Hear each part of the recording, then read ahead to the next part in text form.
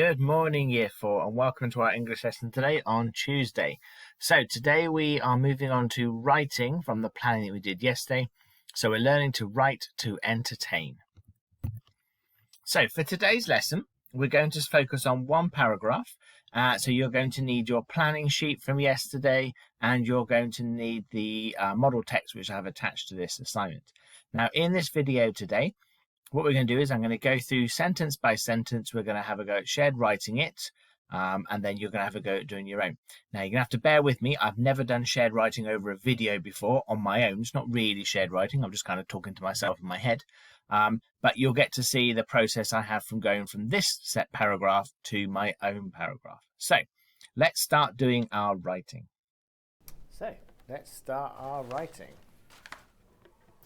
In the model text, the first sentence says, "As the soldier slowly dawdled through the hazy mist of the forest, he yawned and stretched his thin arms." This obviously tells you that he's quite a lazy character, but I want to make this more about a heroic character. So what I'm going to do is take the same sentence and I'm going to create a nice simple sentence to start with, and then I'm going to make it better. So just taking that sentence, I'm going to change it to, "As the soldier marched through the woodlands," making a mess of my work now, "woodlands, comma, he leapt over fallen trees."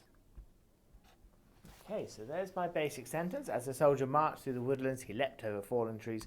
But of course, I can always do better than that. So I can think about some of my writing skills, some fronted adverbial, some better powerful verbs, some adjectives, something like that. So I'm going to think first of all, we'll look in here. I've not described the soldier much. I want him to sound big and heroic, so I'm going to put in here, "as the enormous soldier." Okay, now he sounds much better. And I want to put here, marched I think is a really good powerful verb, but it could definitely do with an adverb to go with it.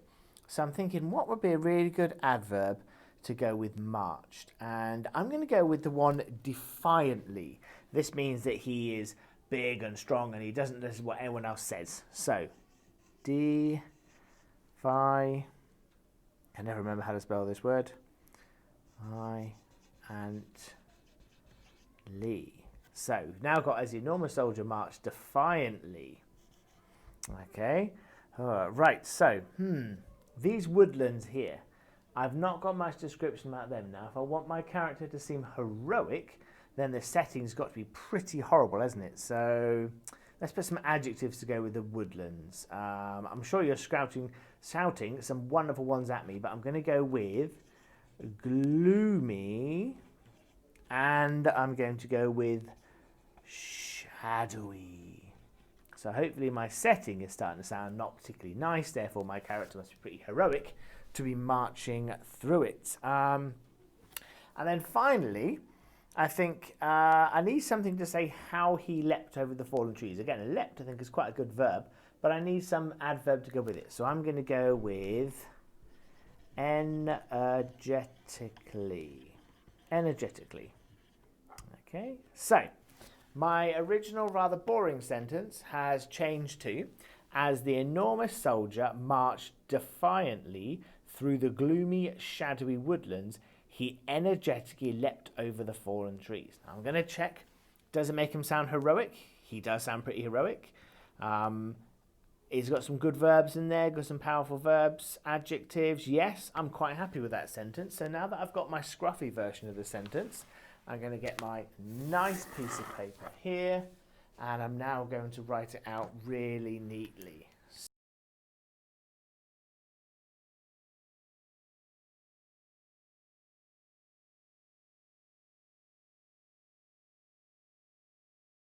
Right, so let's have a look at the second sentence in the paragraph.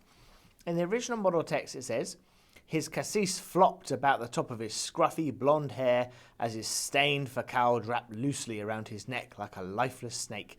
That all sounds like someone who's very lazy and hasn't taken a lot of effort over their appearance. But I don't want that. I want a heroic character. And for me, a heroic character would really care about what they look like. They want to look big and strong and tough, and they look perfect. So I've looked through my plan, and I'm going to come up with this rather simple sentence to start with. Okay, I'm going to put his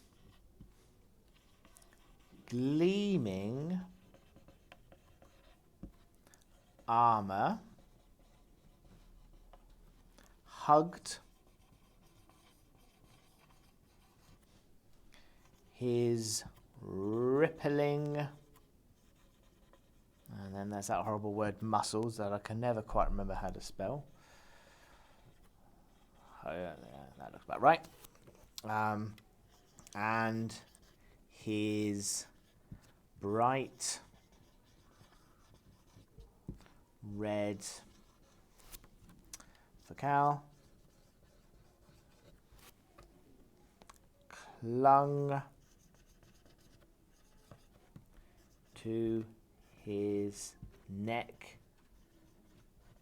like a medal. Now, I think that makes him sound pretty heroic there. He's got gleaming armor, rippling muscles, bright red facao, and he's clinging to his neck like a medal. It's pretty much the same sentence as the original one, but it just makes him sound a bit more heroic. As I did before, though, I'm quite happy with that sentence. I've got gleaming to describe his armor. I've got hugged for how the armor's touching his body. I've got rippling for his muscles, bright red for the facao. I've got my simile here, neck like a medal. But I definitely think I could do better. So what I'm going to do is have a look through and see whether I can make this a bit better. So I like this word gleaming, but it sounds just a bit too nice, like a fairy tale. I want it to sound a bit more a bit more heroic. So I'm going to make his armor indestructible. Okay, so I've now got his gleaming, indestructible armor. That already making him sound a bit more heroic. Rippling muscle sounds quite good. I don't like this bit here, though, about his bright red facao. I think we can definitely do better than bright red. So I'm thinking, what's a better word than bright red? Well, I'm going to cross it out, and I'm going to go with crimson. A lovely word for describing there. His crimson facao clung to his neck like a medal. I really like that, but I want to make this character sound really heroic and big and brave and strong. So I'm going to just start describing his neck. And his neck is going to be powerful. Okay, so let's have a look at my sentence now.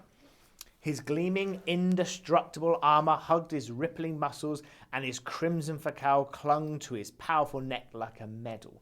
Now, that definitely sounds heroic. If you were to read that description, you think, yeah, he must be a hero.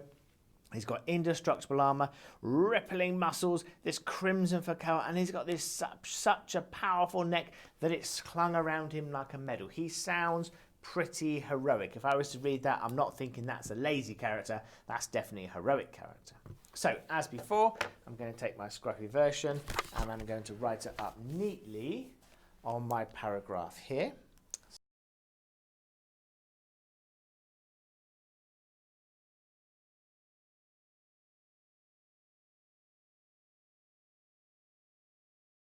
Okay, so let's move on to sentence 3. Now, the original sentence 3 says, his scatum felt like a lead weight strapped to his back, and he moaned again about the effort it took to heave such a heavy object around. Now, obviously, a lazy character might be moaning about how heavy his shield is, but my heroic character is not going to want to is not going to want to complain about how heavy his shield is. He's big and strong. So I'm going to change it slightly. Still the idea of the shield. I'm going to have his scatum felt as light as a feather strapped to his back. So his is not heavy. His is as light as a feather. Okay. And this time though, I'm going to have him and he laughed at the others struggling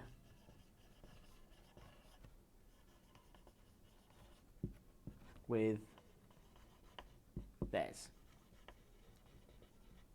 So he's big and strong, his feather comes as light as a feather, it's strapped to his back, but he's also maybe a slightly mean now. He's laughing at the other people who aren't quite as strong as him.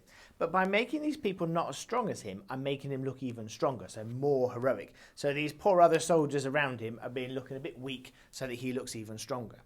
Now again, I can make this even better. I'm going to think about some extra skills to put in there to make this more interesting. So I've got a scatum here, and I want to describe it. So I was looking through my plan, and something on there I wrote yesterday was lion engraved, and I think this works perfectly. So it's got little pictures of lions cut into it. So I'm going to put his lion engraved scatum. Felt as light as a feather. So it's describing that scatum. Now, not everyone's going to have lions engraved on them, are they? But a heroic character definitely going to have lions. Maybe not bunny rabbits, but definitely lions engraved on there. Okay, the next thing I want to do, I love all this bit, but we've got to this bit, his back. This is him again. This is describing him. So I want to make him sound big and strong and heroic. So the word I'm going to use is strong. His strong back. Now, how much heroic does he sound there now? He's got a strong back. He sounds even more heroic. I want to go back to where he's laughing now. This is kind of still slightly heroic, but he's obviously not very nice. So I want to put an adverb to go with this powerful verb laughed. So I'm going to have he laughed sarcastically. Okay, and if you're not quite sure what sarcastically means, then ask a parent, look it up in a book, and you should see that it works really well with the word laughed there. Okay, now the last thing I want to do, as I said, because these characters here are struggling, because they're weak, they make the hero sound even more heroic and strong. So I'm going to slightly change this to laughed at the not others. I'm going to take out the S, the other weaker warriors, because I don't want to have to use the word soldiers again. Now, because they're weaker, that makes him sound stronger. And if you make him sound stronger, it makes him sound more heroic. So let's have a look at my sentence now. His lion engraved scatum felt as light as a feather strapped to his strong back, and he laughed sarcastically at the other weaker warriors struggling with theirs. Now, I think that definitely sounds like he's quite a strong, heroic character. Maybe not very nice character, but definitely strong and heroic. Okay, so again, I'm going to move my scruffy version to one side, and I'm going to get my nice, neat version, and I'm going to fill this one in.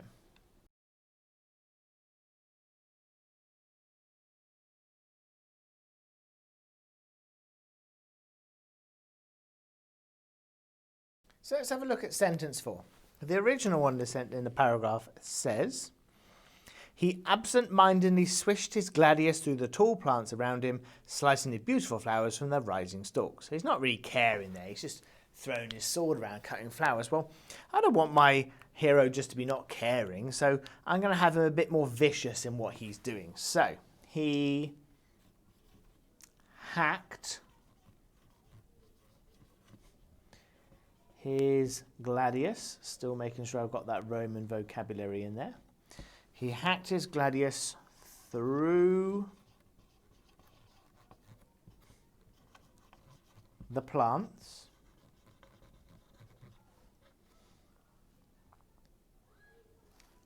around him, comma, slicing the branches from the tall trees. Okay, so I've tried to make him sound heroic by hacking his gladius there through there. I'm not quite sure how well I've done with my heroic this time. It just sounds like someone who's cutting down trees.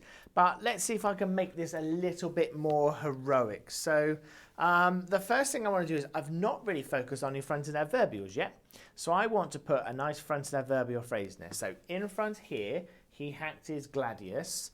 I want to put a fronted adverbial phrase, and I'm going to put a simile fronted adverbial phrase, and I'm going to put one that loads of you use all the time. I'm going to put like a demon, comma, he, so it's getting them a bit more heroic there. They're very quite vicious, this hero. Like a demon, he hacked his gladius through the plants. Now, I love this verb, hacked here, but I think there's another one that goes really well with it. So I'm going to put hacked and slashed. Okay, I think those two just sound absolutely fantastic together. He hacked and slashed, but I want to also add an adverb there to really make him sound like quite a vicious character. So I'm going to have he violently hacked and slashed his gladius. Now that doesn't half sound like he's a heroic, slightly vicious character with a sword there. I don't think I'd want to be getting in his way. Now we've got his gladius here, that's his sword, and I've looked at my plan for the words I've used in there to make his gladius sound more heroic, and razor sharp sprung to mind. So I'm going to put in here, adding loads to this one, razor sharp. Okay, so now we've got like a demon, he violently hacked and slashed his razor sharp gladius. Yes, that is definitely sounding like a vicious, slightly heroic character here. Okay, and then I don't like this bit, through the plants. It's a bit boring, isn't it? Now, I want to make this forest that he's going through still sound like not a very nice place, because our hero is going to be marching through a not very nice place. So I don't want through the plants, okay? That's a bit rubbish. So instead, I'm going to have through the overwhelming. So overwhelming means it's kind of taking over. So I can think about these, not just a couple of plants, loads of plants. And foliage. Now, foliage is another name for plant life. So rather than plants, we've got foliage. So through the overwhelming foliage. So he's not just marching through this nice woodlands with a few squirrels dancing about. There are loads of trees all around him, kind of enclosing him in, but he's still bravely marching through this woodland. Okay, and then finally again, sliding the branches of the tall trees. Tall is a bit boring, really, isn't it? So I'm going to get rid of that one. I really want this setting to not feel very nice, because if it's not nice, then he seems more heroic. So I'm going to go with the word gnarled. Gnarled means those kind of trees are all knotty and twisted and not very nice. So we're not having a beautiful forest here. There's no manicured lawns. He's in this gnarled trees. So let's have a look at my rather messy sentence here. Like a demon, he violently hacked and slashed his razor-sharp gladius through the overwhelming foliage around him, slicing the branches from the gnarled trees. I think that's really good. I'm a bit worried I might be going a bit too far away from her hero to just being a bit vicious, but, you know, not many heroes are nice, lovely people. They're a bit vicious, but I think this kind of works. I have to be careful on my next one to make him sound more heroic. So I'm going to put this to one side, and as before, I'm going to write up my nice, neat sentence.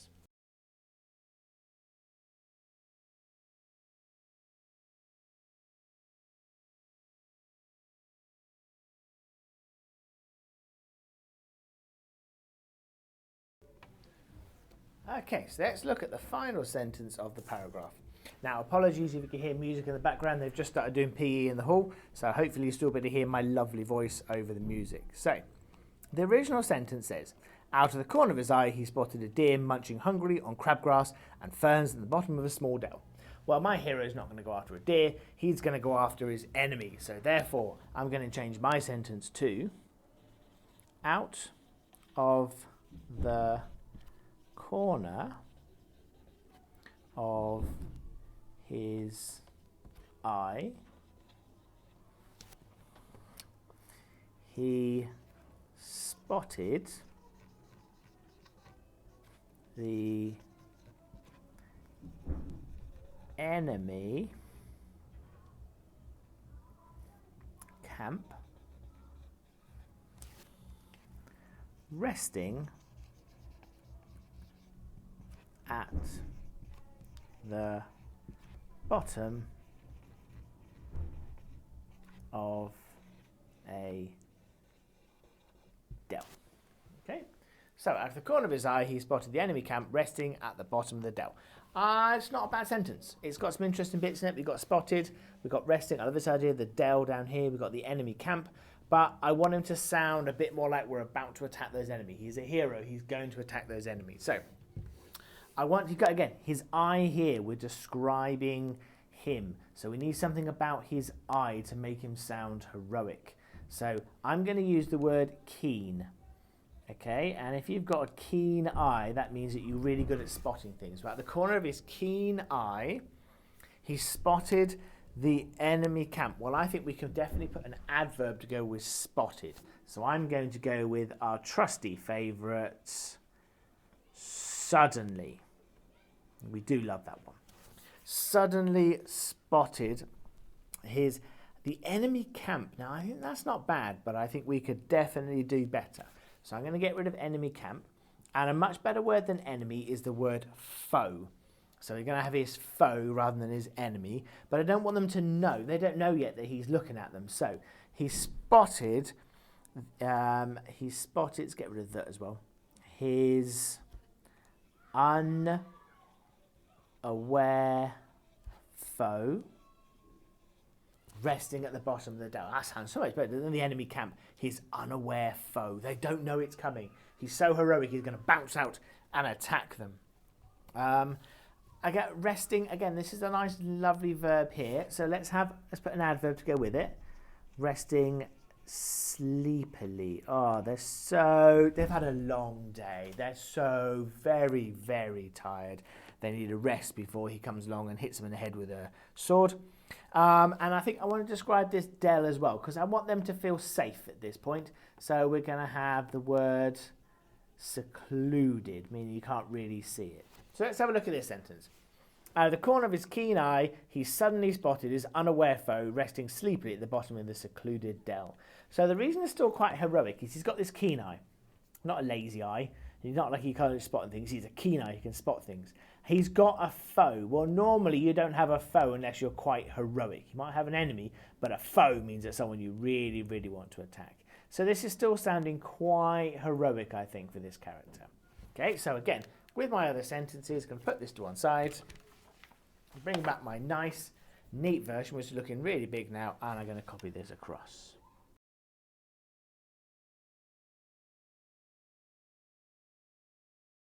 There you go, you have finished your paragraph by going sentence by sentence. Hopefully you have made your character seem whatever your characteristic is, and you have used lots of interesting description, powerful verbs, etc., etc., all those wonderful writing skills. So you can either finish there, or as we do in class, you can take a bit of opportunity to go back and do some editing and improving.